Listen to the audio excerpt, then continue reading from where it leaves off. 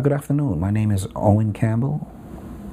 You went to some very famous old-time hypnotists like Harry Aaron. Yeah. What happened is I was looking through the yellow page. You know, like I say, I know the word hypnosis. Right. But when I see it, I look at it real slow and so on until I spell it out. And I see one hypnotist in Livingston, New Jersey, says that he is so powerful that the method that he uses is better than hypnosis, and it's called NLP. So I said, what is this? So I give him a call, and he tells me to come in. And I tell him what my problem is on the phone. And I tell him that's what I want to come to you for. I don't want to go to this guy no more.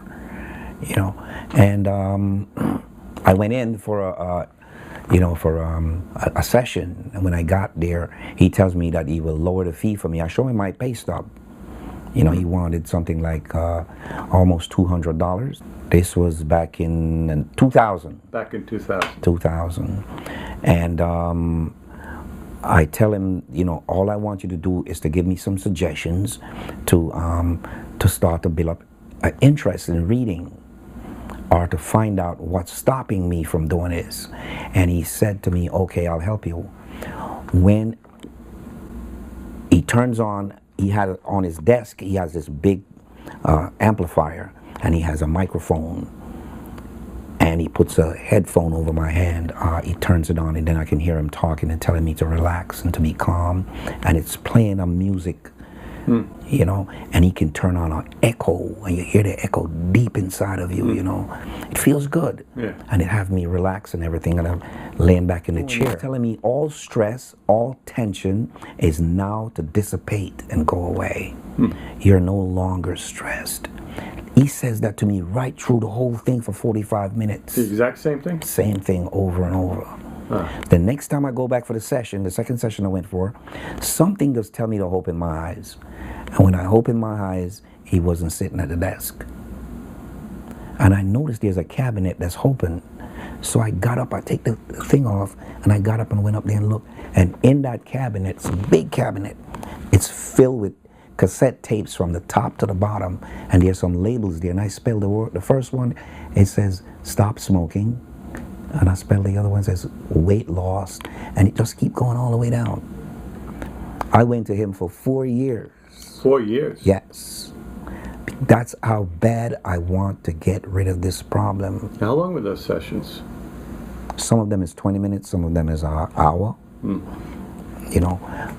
But they were basically stress and tension and so on. I didn't know anything about stress. I didn't know anything. I never had no idea. People that don't read don't know these things here. So I just go along with his program thinking, well, he's helping me. And I said to him one day after 2 years, I said to him, you keep programming me for stress all the time. When we gonna work on reading? He said, don't worry about it. Next week I'll have you ready. And he made a tape from somebody else's voice about reading books and words and all that there. So I always ask him if he can give me a copy of what we made, and he say, yes, I'll give you a copy. When you go home, you play it. But it's always stress. And I still have them. I can bring one of them and let you listen to it if you want. Gary Brandt. No, he committed suicide. At what age, do you know? I think he was probably about 48 years old. 48 years. Did you get any benefit out of all those years going to him? Besides the depleted bank account? No. I would say no. So you went there with the hope that you'd be able to read? In 2001, I went to the Essex County College in Newark. They have an adult learning center in that college down there. And I went there and made a request for a reading test, and they gave me one. And they told me that I'm reading, I was 51 years old, and they told me that I'm reading on the 3rd grade level. And I didn't believe that. I tell them I think I'm reading on the 1st grade level. Right. If he was helping me, I'd be doing a lot better than that. And I already left Academy. I stopped working there in 97. So already you've gone to 2 hypnotists, and none of them have helped you. 3. 3 hypnotists. Yes. There's one more. Yes. Then there's another lady up in Morristown. I went to her. And when I went to her, and I told her that, that I can't read and so on, and I want to learn how to read, and I'd like to know, that I'd like to get programmed for that. And she said, yes, I can help you. And she gave me a book and said, read this to me. I couldn't pronounce the first word in the book. So I'm sitting there looking at it, and looking at it, looking at it.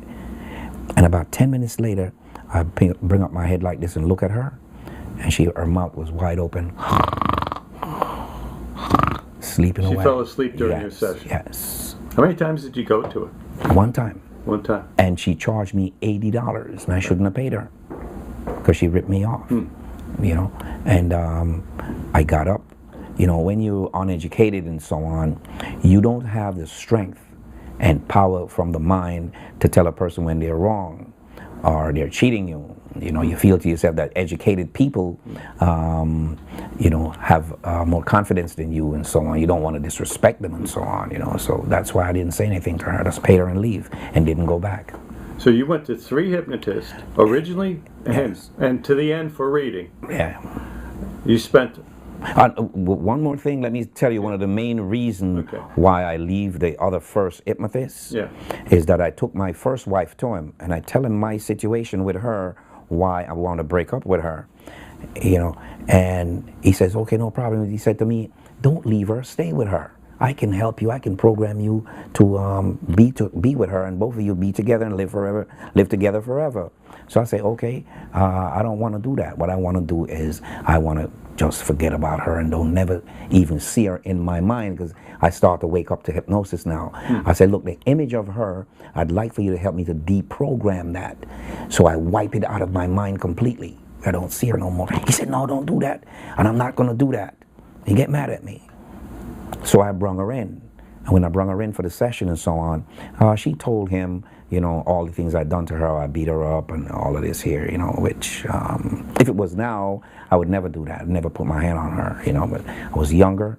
I didn't know any better, And he told her to leave me. He said, leave him. Don't. Why you find yourself a man like that? You should never bother with him. Why you marry him? And all that. She takes it when she saw me and throw it in my face. And I felt real bad because I thought maybe he would have tell her, this is a blessing he brings you in. You don't know nothing about hypnosis. And hypnosis can change your life too and make you a better person, and make you much better on your job. That's what I was expecting from him. Because, let me get to that part. It's the same thing with this wife that I have now. I took her in to Herano. And Erino told her the same thing. Why you bother with him? Why you marry him? You shouldn't bother with him. Get rid of him. But then he tells me, I can program you so you and her can live happily ever after. Same thing with another hypnotist. Her name is Roxanne. I had 2 sessions with her. It's called Potential Unlimited. You probably heard about her. She lives in a trailer, right? Yes, you know about her. About 10 years ago, I saw her, and I saw her material, and I didn't see anything that was believable. She's right there in my town. She was right down the street from me. She'd tell my wife to leave also, And the thing that bothers me with that was, when you're uneducated, you are afraid to venture out. You're afraid to get a house and, and all of that there, So when I met this young lady here, she was on, her parents brought her up on welfare. But she was a beautiful girl when I saw her, all of my feelings went for her, And we had sex and we had fun. And then she got pregnant. But before she got pregnant, what happened is I went to her aunt's house one night when she didn't know I was coming there, and she was waiting for a man to come see her to take her out. So when I got there, she was a little bit upset, like, I heard the car horn blow outside.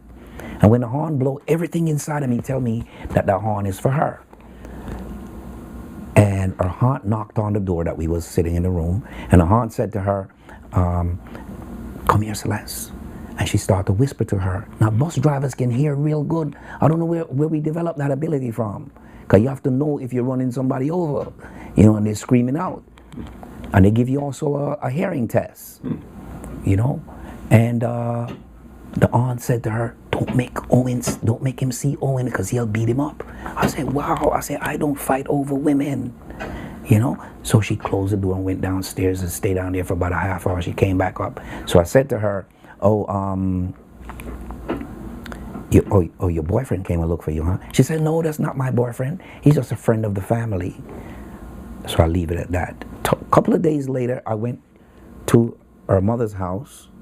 And when I went there, her mother was really upset and was screaming her head off. And I said, Mrs. Williams, what's the matter? She says to me, she can't keep no man because every time she get a man, she's in bed with him. And that man that came to my sister's house looking for her, that's my boyfriend, not her boyfriend. And I got turned off real bad. You know, it really hurted me. You know, up until today, I'm still fighting that battle, but I can keep my mouth shut. Yeah. But now you're up to 5 hypnotists, right? None of them have helped you. Nope. You've spent how many thousands?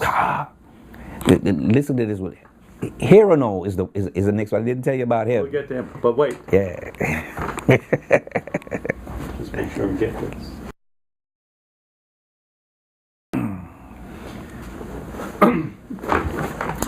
Okay, now we're getting to what they call the super hypnotist, the well-known hypnotists that had the books out.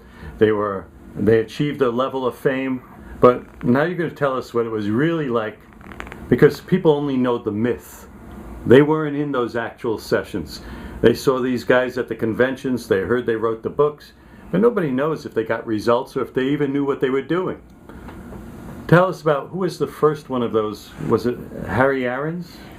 Or was it Arnoff? Aarons was a very good hypnotist. He spoke the truth. He says to me, I'm not a psychologist. I don't have a degree in psychology. So I only know hypnosis. You have to really know what you want. He says that a psychologist can see beyond my thinking and reveal to him what's going on, and then he will take it from there. And that's when I start to go to the other hypnotists, when I found out that there's a hypnotherapist, a person who have a degree in psychology and a degree in some kind of training in hypnosis. Okay. Now, Harry Aarons, did he say he had that training? No. No. He says no. So how long did you go to Harry Aarons? Only 2 sessions. And what town was he in? He was in South Orange, and I was living in South Orange at the time. Was he any good? Yes. Yes. Well, I felt his truthfulness. I could feel that. I felt that I was welcome because I would say like 12 years before that, when I first came from Jamaica and came to America, I walked into an Italian neighborhood and I got beat up because I was black. And I got beat up real bad, broke my jaw and everything else and put me in the hospital. You know, he almost knocked out one of my eyes and so on, you know, and I busted my head real bad. So it put fear in me, you know, that, you know, I'm black, you know, I need to go back to the islands and so on, you know. So it made me afraid of everybody that's, you know, that's white and so on. And so when I went to him, that was coming up in me. I feel to myself, well, he's going to, you know, hypnotize me and he's going to tell me a whole lot of mess and all that. But he wasn't like that. You know, when he tells me that I can get anything I want, you know, it says all the things that comes up inside of you that you really want and so on, you can achieve it as long as it's your desire. That's what he says to me. But you only went to him twice. Yes. Why? Because I didn't need to go back to him because he told me that to see beyond my thinking, because he helped me with the first problem. So to see beyond my thinking, I need a hypnotist to see beyond my thinking for me. Oh, hypnotherapist. Yeah, hypnotherapist. Okay. A psychologist. Yes. Okay. So that's why I leave him alone, because I couldn't afford to go to the psychologist that he wanted me to go to. He was $150 back in '82. That's a lot of money. How much was Harry Aarons charging back? $40 then. $40. Yes. Yeah. That's what he charges. So you left Harry Aarons. Who'd you go to next? Went to Milton Wilco. And wait, Milton Wilco was before. That's the 89-year-old. And I went to him from '82 until 1995. Okay. Yes. And what town was he in? He was in Plainfield, New Jersey. And how long was his sessions? His session, like I say, his session, would last an hour, but it's mostly talking. Yeah. So I'd wind up going to him for like 20 years, just like you said. Because the talking didn't do me any good or anything like that. I needed my subconscious mind to talk to, and so it can help to change my consciousness. And So you went to this guy how many years? from 1982 until 1995. Almost 13 years. Yes. And on a weekly basis? Some weeks, no, but most of the time, yes. So you spent a lot of money. Yes, and I was working at Academy then, so I could afford it. But did you get any results? The results I got was my CDL. Yes, I have to admit to that. If it wasn't for him, I wouldn't get my CDL. Now, the gentleman that is the manager for Academy, this guy is a tough guy. He looks like Clint Eastwood. You know what it looked like, right? Got his guns on his waist, and he got a picture of him on his office wall. And all the drivers in Academy, 1,800 drivers, they're all afraid of him. Everybody's afraid of him. And being as I start to learn about hypnosis now, I take that to him and I told him, I said, listen, everybody's afraid of this one guy. And he says, I'm going to give you a programming and you and him will be. And I'm going to tell you, it worked just like he says. You became friends with this guy? Big time. Big time. Let me tell you what happened. You get fired if, this is before me and him turned friends. If you have one accident, you're finished. And I was coming out of Atlantic City with a bus, load of people, 3 o'clock in the morning and so on, and a limousine cut in front of me, and I swung away from it, which I shouldn't have done. I should have go ahead and run right into the limousine, but I felt that I'm going to kill somebody in that car. And the back of the bus caught a fire hydrant and tear out a big hole inside of the side of the bus. So when I get back the next morning, they had the bus parked right in front of the office where everybody can see it. And he called me in the office and said, you're finished. You can go home. You're done. $10,000 worth of damage you put on that bus. So I went home, and when I went home, I called the hypnotist, and I tell him what happened. And he said, come on in. And I went down, and he gave me a programming that me and that boss will be friends again, and that he'll put me back to work. On my way home, an idea came to me, because my oldest brother have his doctorate in theology. And I called him up on the phone. I said, can you write a letter for me, a real professional letter? I should have never told him that. He wrote the letter so strong that when I opened the letter to read it, I couldn't even read couldn't even pronounce the first word. He used these big, gigantic words. And I took it down there and gave it to him. I gave it to him at 1 o'clock. And I got home like around 1:30, and laying down in the bed. At 5 o'clock, the phone rang, and I pick up the phone, and he says, "This Owen Campbell?" I say, "Yes, it's Owen." And he says, "Bring yourself to work tomorrow morning, 5 o'clock." I was back on the job. No explanation. No explanation. Gave me a brand new bus. That you have to earn that for 5 years, and I'm only there like months. It gave me a brand new bus to drive.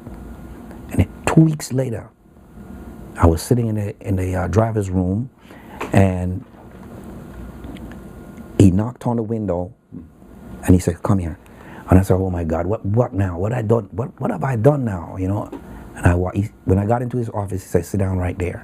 And I sat down, and I said, "You know what? If he fired me this time, you know what? I'm not even gonna come back in no more. Just forget about the whole thing." He says, "How would you like to work in here with me?" I said, "Working here with you?" The first thing kicked in was, you can't read. How the hell are you going to operate a computer? And how are you going to know people's names? And how are you going to write down notes and all that there? I said, "Working here with you?" So I said, I said, "You got a bad attitude, boss. I see how you talk to people in here. You cuss at them and you raise hell and you stomp your foot and bounce your hand on the table." I said, "Listen, if I'm working in here with you, and you do something like that to me, I might grab your throat, and you're gonna shit on yourself." That's exactly what I said to him. And he goes, and he stand up, and he opens his jacket and showed me where he carries a gun, and nobody's gonna put their hands on him. So I tell him, "I don't want to work in here with you. I'd rather be in the bus. I want to go places. This is the reason why I come here to work. But I'm lying I really wanted a position. I was only making $24,000 a year at that time. And the position that he wants to give me, paying $100,000. And it was all white people that's working in that company. No blacks in the office. They only drive the bus. You know? And I said, oh my God, isn't that something? All because I can't read, I can't get that position.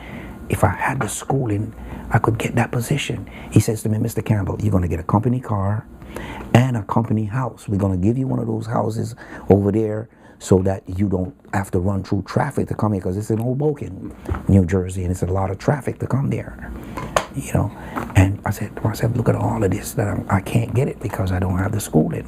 It's the letter that my brother wrote, gave him the idea that I have knowledge of business and so on, how to write a letter to persuade people, like if they lose the Giants, you know, they need someone to negotiate with them with intelligence to bring them back to the company and so on, because you know they carry the Giants, you know, and they carry New York University, Columbia University, all the police department in Manhattan here, we carry them and so on. So you worked with him? Yeah, no, I didn't take it. You didn't take it? No. How would I do the job without schooling? Oh, so you got the job? They didn't test you? The schooling? I filled out the application and lied on it. And then you went back to driving the truck? The buses, yeah. Yeah. And then he, after 2 years, he put me into the super bus. And when everybody see me driving a super bus, guys who've been there for like 20 years see me driving the super bus. How the hell him get in there? It was killing everybody. You know what they say? They say I'm sleeping with the boss. So we was down Atlantic City. This is the owner. They say I'm sleeping with the owner. You know, and he's Italian. You know, he's a very nice man. That guy is so nice, you'd want to hug him and kiss him, you know. So they say I'm sleeping with the boss. And we're down Atlantic City because they have their own, what you call it, depot down there where you keep the buses and so on. And we're in the driver's room. Must be about 200 drivers in there.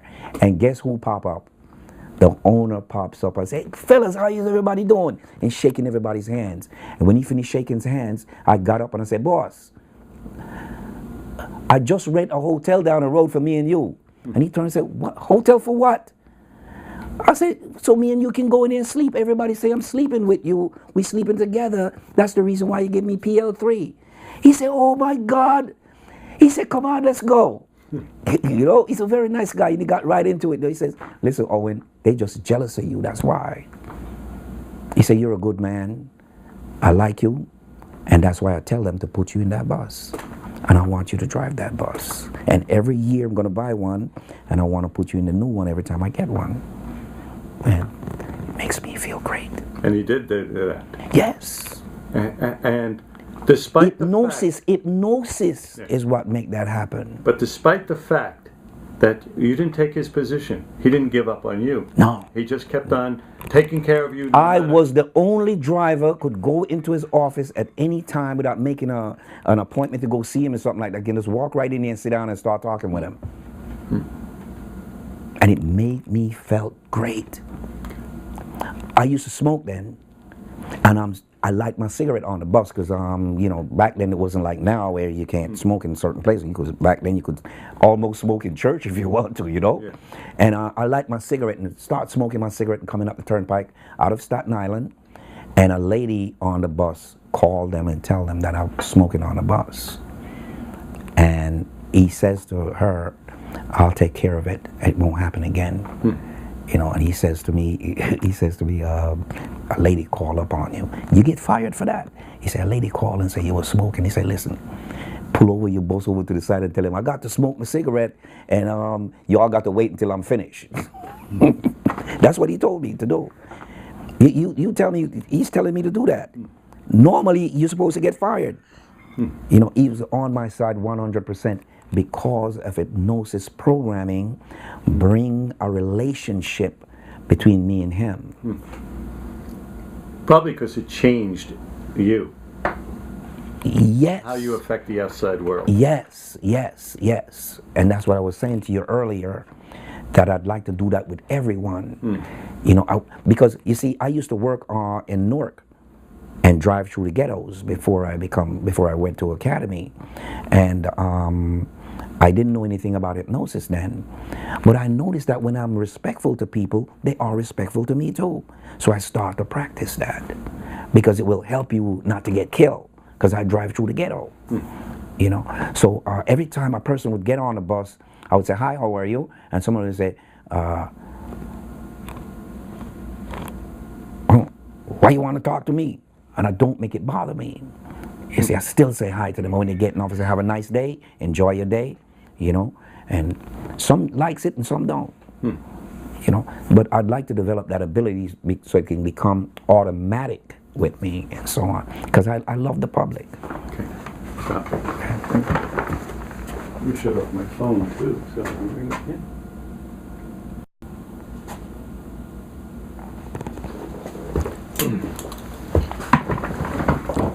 Okay, the next hypnotist you went to? The next hypnotist I went to was a guy called Aronol. Aronol. He was famous, wasn't he? A bit. He's in the business 35 years. Right. And he do some work at Montclair State College. Is he still alive? Yes, he's still in business. How old is he about? He's 66 years old right now. How long at this did you time go as to I him? speak. I went to him a year and a half. Weekly?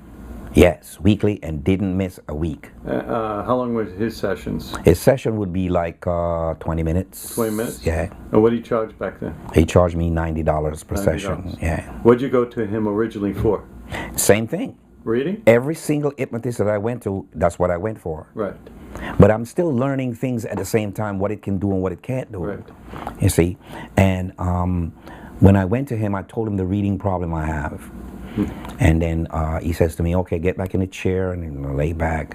And he take me into hypnosis, you know. I could feel a little, you know, of what he done. And then he give me some affirmations. He goes, 3 things, and I don't remember what the lines are. I can't remember them, but it wasn't helping. But like I say, you know, I want it so bad that I feel to myself that it's going to take time. And I said to him once, I said, "It's going to take about 3 years, right?" And he goes, "Yeah, it might take around that time before you start to really read." And I say, "All right." You know, now I become disabled because I had a stroke. I had a stroke on this side and a stroke on this side. I was in a wheelchair, you know, and I was worried about walking here because I never walked this far from a long time, from the Pennsylvania station coming over here. And that's why I bring my daughter with me. So if I'm walking with her and talking with her, I don't pay it any mind, you know. So Aronol, I said to myself, you know, let me take my wife to him, because we always get into this argument thing, and then I try to bring up back what she done. That's the reason why I treat her the way I treat her. She don't like the way I talk to her, and you know, I make her know that's the reason why I talk to her like that, and I don't really mean it. I want to, you know, forget about it. So the best thing for me to do is to take you in so he can take it out of you. She went there and start telling them all the bad things I do to her and everything else, and I noticed that he wasn't friendly towards me anymore. You know, he was giving me like funny looks. So you stopped going to him? Well, one of the main reasons why I stopped going to him, I say, I know my wife, I said to him, I said, "I know my wife tell you a lot of things, you know, that I've done to her, but I brung her in, you know, and he didn't give me a chance to finish talking. Instead of him trying to tell her, you should be happy that you meet a man who knows something about hypnosis and all that, because it can take you out of the situation that you're in. It can help you to relieve a lot of things out of your mind, and that's how blessing comes to us.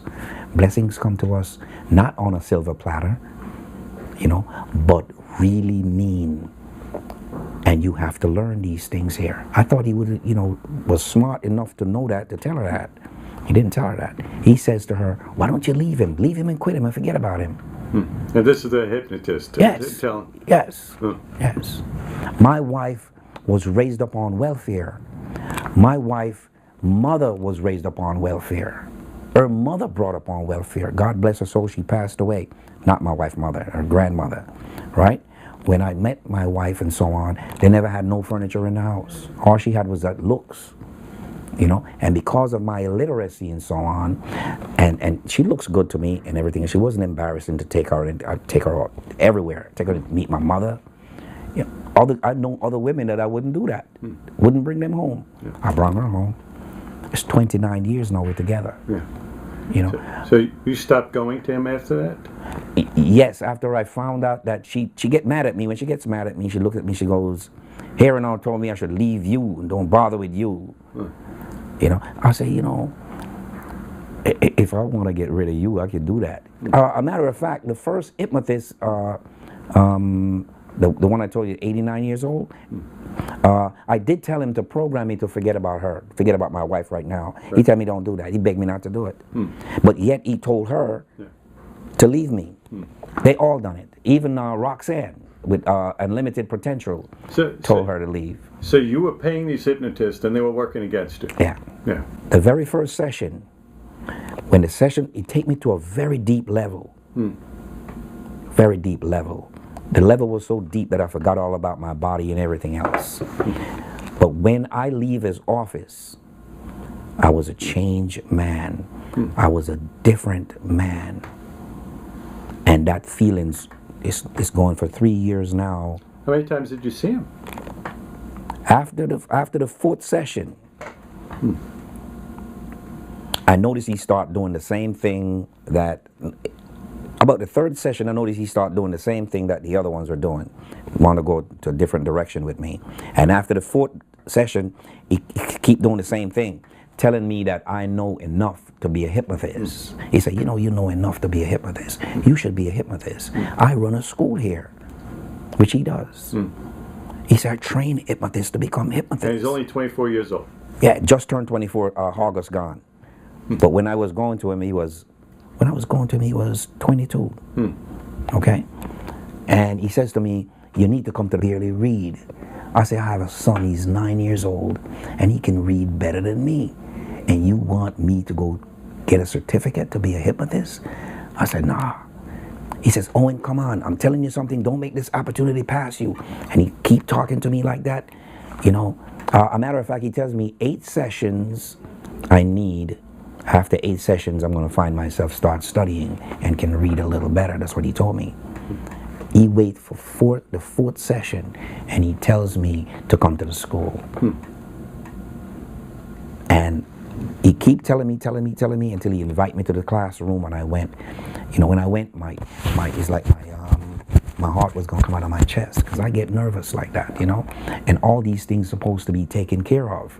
That's part of me not reading, the nervousness. Did you take the class? Yes. Okay. Yeah, I took the class. How much was that? He talked me into it. It's $1,400. Right. How long? And then when I make him know that I'm only getting SSI because I had 2 strokes, and you know, he drops it down to $900. And then when I tell him, you know, I'm gonna quit, you know, I can't do this because, you know, that's not what I'm here for. I say, I need help. How am I gonna help someone who come to me and with a problem? You know, he said, you're gonna learn everything. Don't worry about it. I'm gonna teach you everything. Half the words that he uses into that class, I don't know what it is because I didn't go to school. He keep using the word metaphor. You tell me what that word is. So after 3 or 4 sessions, he was like the other hypnotists. They kept repeating themselves over and over again, doing the same thing. They had a very limited range. Yes, exactly. But you didn't know any better, so you didn't know. Well, I knew that he was guiding me in the wrong way. Yeah. I knew that. But you kept going because. But I kept going because I want to get rid of the problem I have. But you still have the problem to this day. Yes. Yeah. But I really wanted to go to learn to be a hypnotist. But the problem was, you take for instance, I put my hat up there, right? And I put my webpage up there. And you call me up, Owen, I'd like to come in and see you. And you have a Harvard University degree and so on. Are you going to come to someone with no junior high school education? And you find true. But that's back then. Today, people wants to know that you have either some kind of degree in something. They feel more self-assured with you. They have more confidence in you. You know, they feel that you can, you know, handle the situation and so on. So, you stopped going? I finished the course. And when I finished the course, I knew that I'm not qualified. I know it. I know I'm not qualified. He make me feel real good. I'm not lying about that. And I get ignored into the class too. You know, a lot of times when I want to ask questions on things, and he ignored me a lot of times in the class, and I felt bad. You know, and others is in the class. They just put their hand up, and he goes, and they start talking because they all going to school for psychology. These are students that's going to the Essex County College in Newark. That's who is in the class. Yeah. And you want to know something? Every one of them in there could be my grandkid. Every single one of them in there could be my grandkid. They one of them is 22. The oldest one is about 24 years old. You know? And here I am sitting down with them. They can take notes real quick, and they can talk back to him and all that, what they learned and everything. I can't do it. So it makes me feel real bad, you know? So you stopped? No, he gave me my certificate. Yeah. He made me graduate and everything, you know. At Sarah and Sean, I don't see how you don't know them over here on 8th Avenue. They run a hypnosis school over there. Well, they're operating out of a rental place, right? Yes. There's no brick and mortar. It's somebody else's Yes. room. And they call it a school, but Yes. it's probably not even listed or licensed. What are their names? Sarah and Sean. Sarah, what? Sean, I forgot his last name. I'm gonna when I go home, I'll call you and tell you. Yeah. And you went to them for hypnosis, or? No, they have me come over for some kind of to show us some things about hypnosis and all that there. And everything he talk about, I don't know, because I'm not a college man, so I don't know. A lot of hypnotists comes, a lot of hypnotists. And I get to meet a ton load of hypnotists and all that there, you know. But I felt bad when I know to myself I'm going to go pick up a certificate, and I know to myself that I'm not qualified. That makes me feel bad. Yeah. Was there much hands-on in the class, or was it all Just speaking at you? Just speaking mostly. Yeah. And he did take us into a trance, and it feel good. But you didn't work with your fellow students? Yes, we did that. Yeah. Working with them, half of them don't know what they're doing or anything, you know, so I didn't like that. You know, I'd rather work with a professional person, you know, who can give me some programming to pay attention. My ability to concentrate is poor. My retention, you know, my focus and all of that, all these things is weak. You know, to retain is a problem. You know what I'm saying? I don't have that you know, when you're going after something that you really want to do, there's a enjoying feeling comes up in you and so on.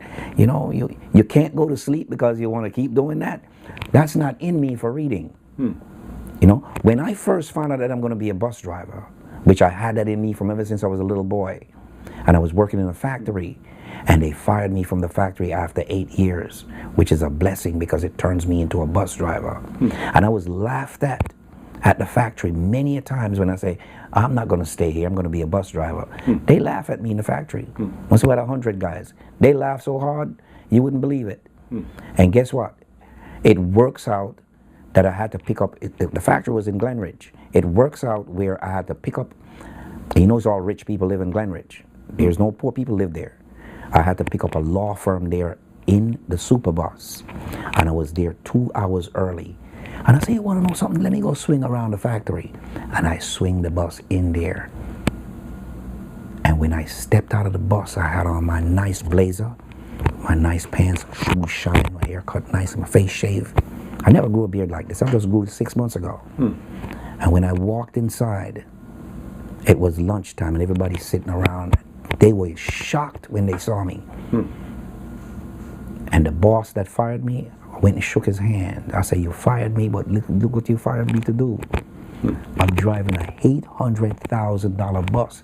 He said, that bus cost that much? I said, yeah. I said, come here. And I took him for a tour inside of the bus. He'd never seen anything like that in his life. He said, I don't believe this.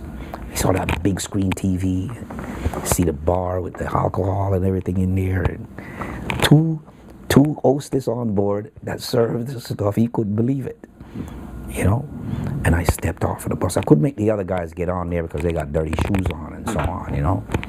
But it worked out that, you know, my dream came true with that part, you know, with them laughing and say, I can't, you know, who's going to put me behind the wheel of a bus?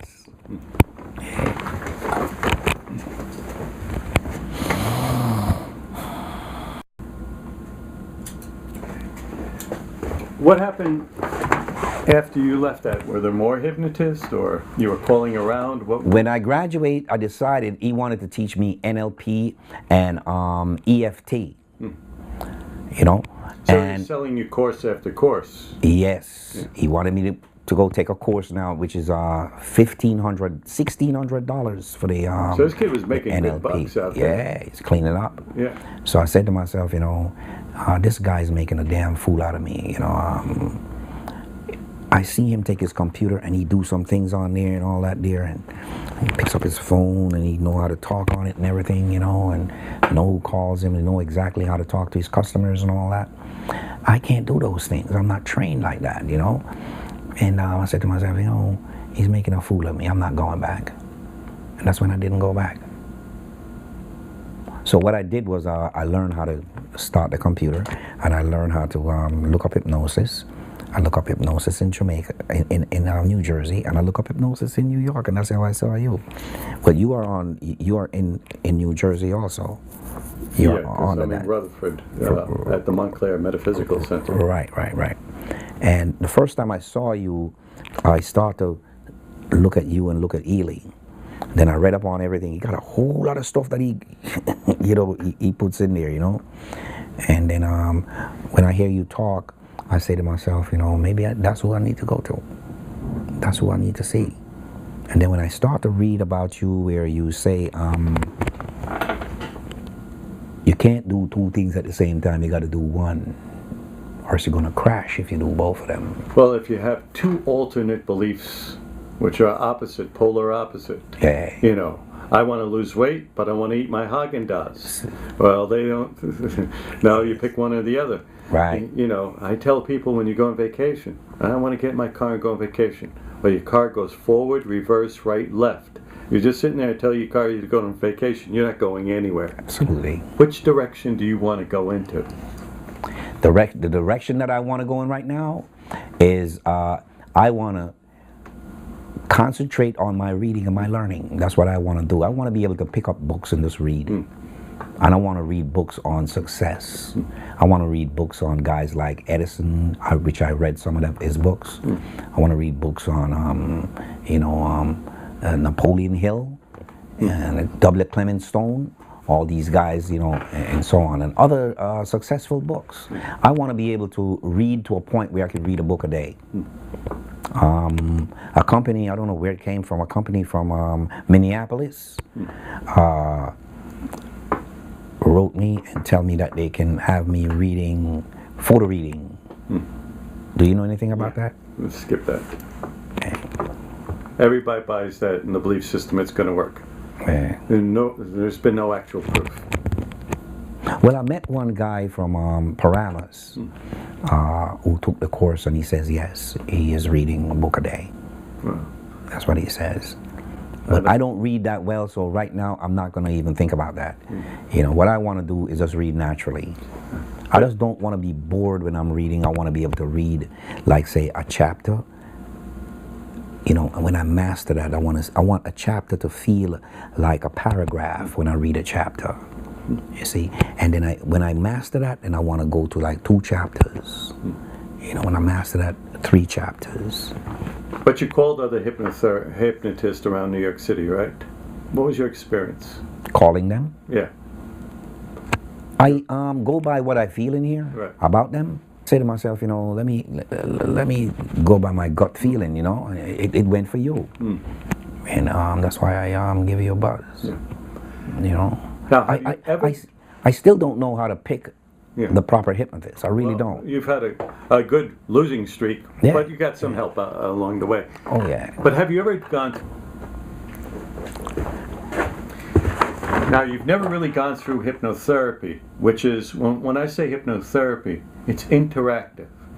We're going back through, you're talking through the session.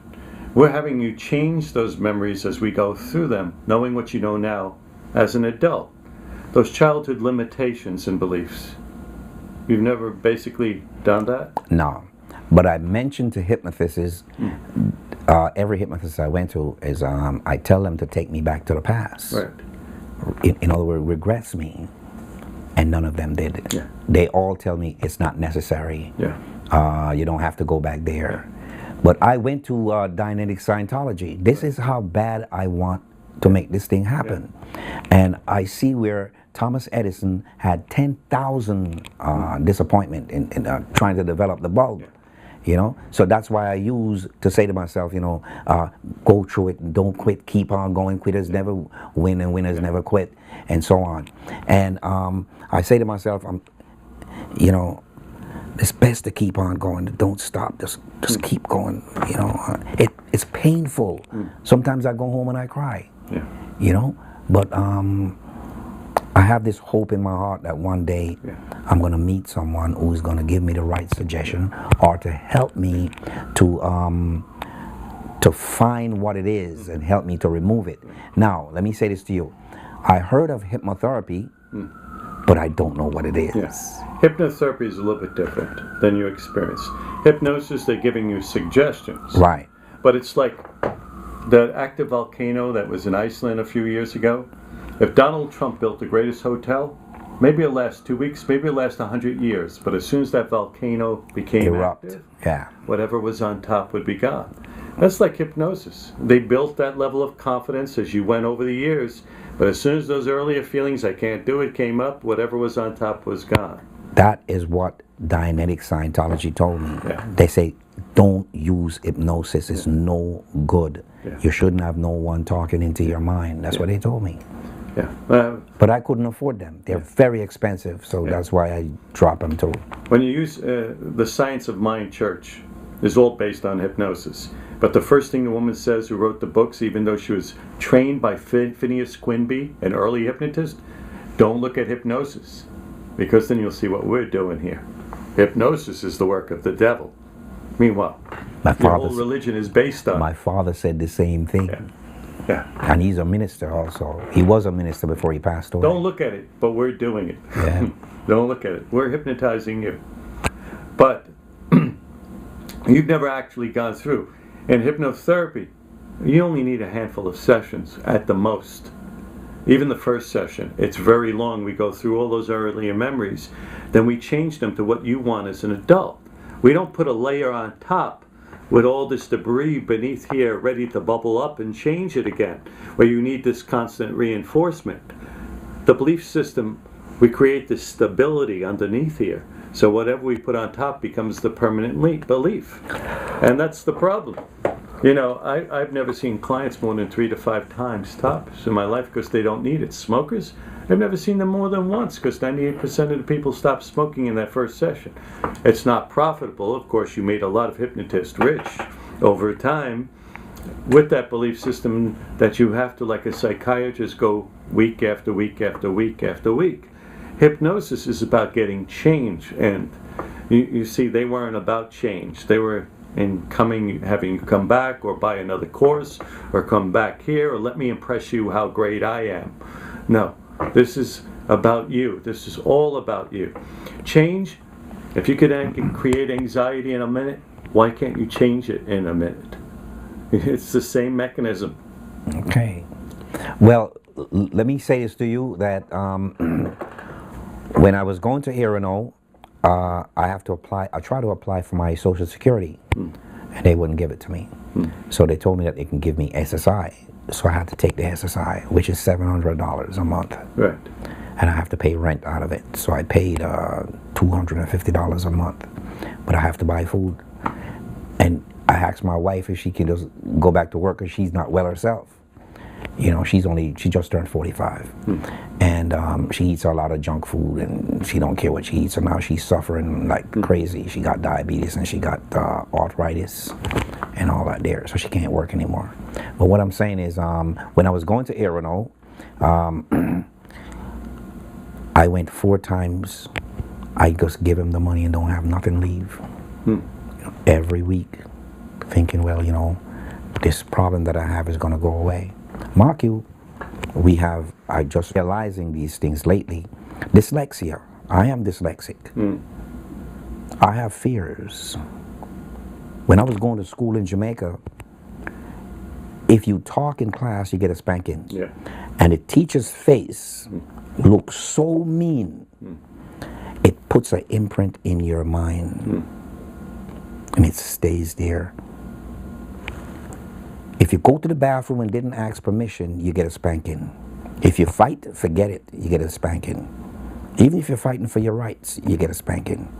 You're late for school, they lock the gate outside and you have to put your hands out, and they have this big thick leather belt this wide, this long. They whack the middle of your hand with it. Sometimes children pee on themselves. These are the things. Now, how in the world you're going to want to go to school under these conditions? You understand what I'm saying? Yeah. So, coming to America, I do have problems too. Yeah. Just to go to a school is like I start to sweat. And it's winter outside and I'm sweating. Nervousness comes on. Yeah. My heart start to beat irregular, and so on. You know what I'm saying? I get dryness in the throat. All these things happen, and I have to go to school. So that's some of the reasons why I didn't bother to go to school. So now I'm realizing that hypnosis or your hypnotherapy probably can help me and so on. I'm going to give it a try. Yeah. And we say don't give anything a try. You've given too many things a try. Just do it. Okay. Do the work. Yes. Do the work. Trying is lying. And you're going to see the difference, because I'd appreciate after we do the hypnotherapy session, a week or 2 later, you talk about, because I know you're going to see results you've never seen before. And if you don't, I want you to report that too. But I've been doing this for 35 years. Well, I'm going to say this to you, that the 22nd of this month here, I'm going to go to Social Security because they say I'm eligible to come in. Okay, don't say that, Dave. Yeah. We don't want people to know your Social Security business. Yeah.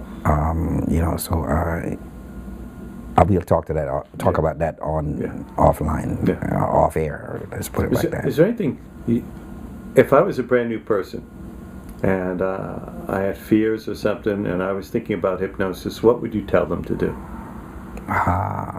All fears. And if they tell me the thing that they are afraid of, and so on, I probably would say all fears is to dissipate. All fears of this one particular thing that they tell me to dissipate. That's what I would say to them, and I'd try to get them to relax from head to toe. That's what you're saying. If I'm talking from a would hypnotic. you recommend somebody brand new who knows nothing about hypnosis to go to a hypnotist after all the people you've gone to, your trials and tribulations? Okay. Well, I would recommend for them to go to a hypnotist, which I do. I recommend my daughter to go to a hypnotist. I recommend friends. There's a lot of people I know that need hypnosis. There's a young lady living in my house right now. We don't want her there. She don't have nowhere to live. She have a high school education. She's a very smart girl. She was raised up on welfare and so on. And every time you turn around, she lose her apartment and all that there. And she don't want to go to work. She don't want to do nothing. So I said to her, maybe you need to go to a hypnotist and talk to him to see, what's going on inside of you that's stopping you from doing what from keeping you from doing what you need to do in life. So I would recommend right now, I would recommend Amir in Newark. He's a very powerful kid. I didn't know that my visualization ability, I never use the word visualize to the hypnotist. I always use the word seeing. I can't see. And they don't understand what I mean when I say I can't see. Means I'm not seeing with the mind. I had to buy a tape, not a tape, but a CD from England, all the way from England, with a visualization hypnosis session on there. And I play it over and over and over and over and over and over until my head hurt. Now I'm just beginning to see a word in my mind. Like the word mesothelioma is made up of small words. I can even see it right now where I can call it backward to you if you want me to. You know, so every word that I'm going to spell to get it to stay in long term in my mind, I need to see it and visualize it. So you'd recommend a person see a hypnotist? Yes, yes. And when I learn about what you're doing and so on and see the effectiveness of it and so on, I would probably, not probably, but I will definitely recommend for someone to come see somebody like you. You have any last words you want to say to people about going to hypnotists, your experience with hypnotists, your training, or maybe you'd like to say something to the hypnotist out there that pissed you off about them? I'd love to say something, but I really don't like to say bad things about anyone. You know, I don't want to practice that too much. But I would really recommend someone to see a hypnotist. I don't care who it is. And if you're not getting the results that you want and so on, then you need to keep on trying. That's all I can tell you. Right now, because it's better than not doing anything. You know, there's people out there that's drinking and smoking. There's people that like to fight. You see all the shootings that are going on. Yes. You see all those shooting. Everywhere you go, you hear somebody killing someone because they can't control the thought that comes to their mind. And the fear that they build up in their heart against the other person, and our simpleness in our mind, feeling jealous of the other person and all that, they feel like the other person is better than you. So when they insult you, you don't know how to take it. You don't know how to take it with a grain of salt and say, you know, let me not pay that no mind, you know, shake that off. But no, their mind take them right to the thoughts to go get the gun and pull the trigger. You know, so I would say that I don't know enough about hypnosis and hypnotherapy and EFT and NLP. I don't know enough about it. But if I knew enough about it, then I would, you know, give someone information, you know, which hypnotist to go to see. Okay. Well, thank you very much. Thank you. Appreciate it. Appreciate that.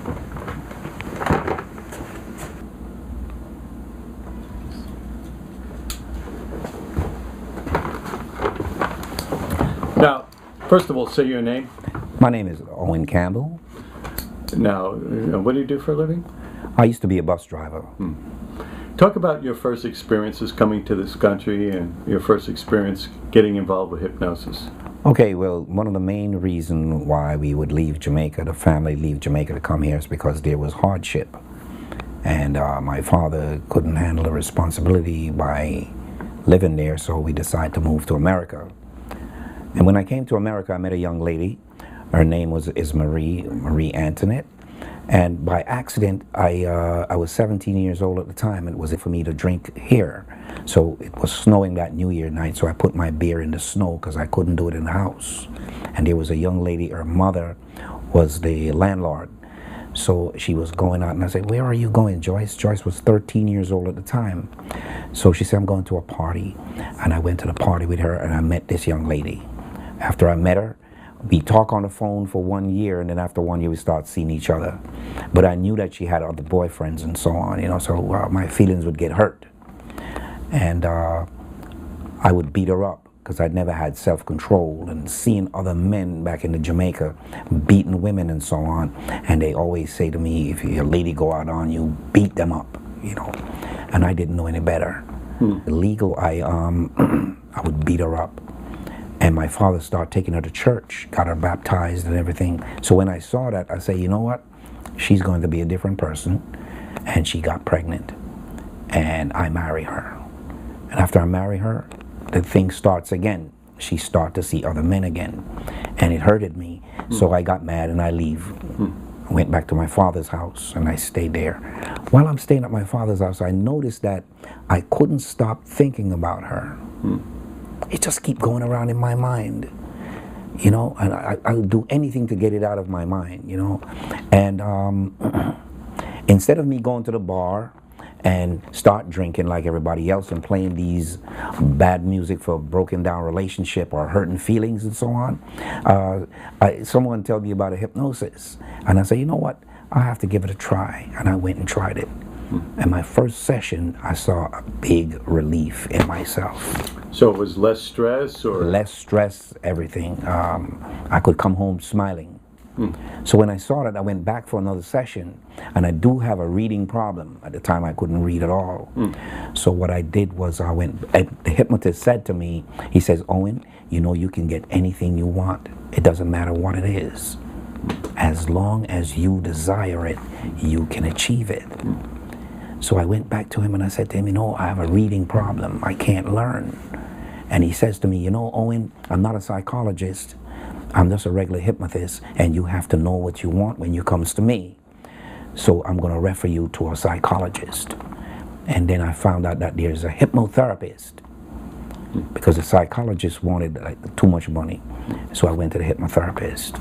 And when I went to the hypnotherapist, I told him, I said to him, I have a reading problem, and I want to know what is stopping me from reading.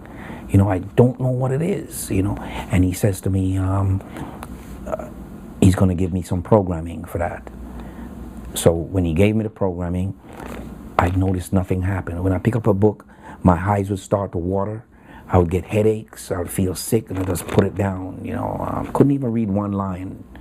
You know, and we keep going like that. And I went into another session with him after 6 months. I said to him, I said, I want you to keep programming me for reading, you know. And he keep telling me, I'm not going to program you for reading every time you come in here, because if I do that, you're going to turn into a fanatic. And when you turn into a fanatic, what do? You know, so he take me and like railroad me. You know, asking me other problems that I have. So I tell him, you know, asking me how do I feel on the job, and I tell him we start working on those things. And it's like it's not working on the reading anymore. You know, he's working on other personal problems that I had. You know, so I went to him from 1982 until 1995. Yes, I made some achievements, made a very good achievement by getting my CDL, because I couldn't read the book. You know, but anyway, CDL is the license to drive buses and trucks. A bus driver's license. Right. Okay. And when he programmed me to do that over a period of time, you know, because I keep telling him I don't think I'm going to pass the test. I don't feel like I'm going to pass. It must have taken like about a year for me and him to work on that, which shouldn't take that long. Yeah. How old were you at the time? At the time, I was like 33 years old. And you're 62 now? Yeah. Okay. Yeah. How much were the sessions back then? The session was $45, but he drops it down because I was only making $180 a week driving a bus at the time. How long were the sessions? Session would go for like 1 hour. We do more talking than we do hypnosis. If we're going to do hypnosis, it might last like 5-10 minutes. So I did 5 or 10 minutes. Yeah. Did you feel relaxed during the session? No. No. Didn't feel anything. But when I heard that Thomas Edison, you know, take 10 years to develop the bulb, and he used hypnosis and so on, I say to myself, maybe it's going to take 10 years. Yeah. And being as I was in my 30s, I say, okay, I'll be 42, 43. You know, so I might as well go along with it. I thought that, you know, that's the way hypnosis works. Do you remember that hypnotist's name? Is he still? Yes, his name is Milton Wilco. He's retired. He's about 89 years old now. Really? Yes. He's retired. He lived down there in Florida. I call him every once in a while. And but you saw him in Florida or New Jersey? No. I call him down in Florida. Now he moves from New Jersey and he moves to Florida. Yeah, he's not no longer practicing hypnosis. So what he's doing right now is just retired. You know, for him and his wife retired. So he got you some benefit. Yes, he got me the benefit of also the CDL. And I really felt proud of myself because when I went and took the test and so on for the CDL, I passed the test 100%, and they gave me a little one of those little trophies, like, I can hang on my wall, a certificate that I can hang on the wall, But you still couldn't read. Still couldn't read properly, and I get nervous around people. Like, I can read to you a little bit, but if someone else would come into the room, it's like I get a little bad feeling. Another person comes in, especially if a Jamaican could come into the room and so on, which, it would make me become dumbfounded. I'll be looking at a word that I know very well, and it's like, it looked like Chinese language to me, Yeah. And he also helped me to become a professional bus driver for Academy Tours. Right. And I become #1 in there. And that's what made me really feel proud. So using hypnosis, and you became number one bus driver. In Academy. But you still couldn't read. Still couldn't read. That's pretty amazing. Yes. How'd you find your way around? And if they had found out that I can't read, I would have get fired. They would let me go right away, because the bus that I was driving is $800,000 for one piece of those equipment. It has living room sets in there just like these chairs, and TVs and all that there and there, and telephone for the customers to use and all that there, and have 2 hostess on board with a kitchen, and it has a bar where they pour liquor and all that there. Now, I have a very good sense of direction. For some reason or the other, I was born with that in me. I don't know where it come from. Yeah. But most roadways are numbered, just like 34th Street. 34th Street is 495. You see what I'm saying? Yeah. And so all the roads are numbered. So when you're going down a highway and so on, you would see the name of the street and the name of the town where you're going. And I probably can't call the name of the street or the name of the town, but I'm going to tell you what I do. There is a number on there, like 102. And then I know that's where I'm supposed to get off. But at the same time, I'm saying my prayer inside. I couldn't get to really enjoy the riding, the driving and so on. I love to drive, but I couldn't get to enjoy that because I was spending more time inside of here. Don't pass the exit. One mistake and you're out. Oh, because you couldn't find your way back. If you can't find your way back, you're out. If you get lost anywhere, and the people on the bus call up and say the driver didn't know where he was going, you're finished. And you never lost your way? Never lost my way. Yeah. And one of the toughest places I ever been to that really, really made me get scared was Quebec City at night, and it was raining so hard I could barely see in front of me. But I know that I was going to the Holiday Inn. And Quebec City is up hills and down hills. So you'd see a hotel like it's down here like. And then I saw the sign, and it says Holiday Inn down in a valley. And I just follow the road, and the road is twisted, and I just follow it until it brings me right in front of the hotel. That's how I find that. And the second time I go back wasn't no problem. I just want to go there one time, then I can go back again. Stop. Just let me make sure this is recorded. Right.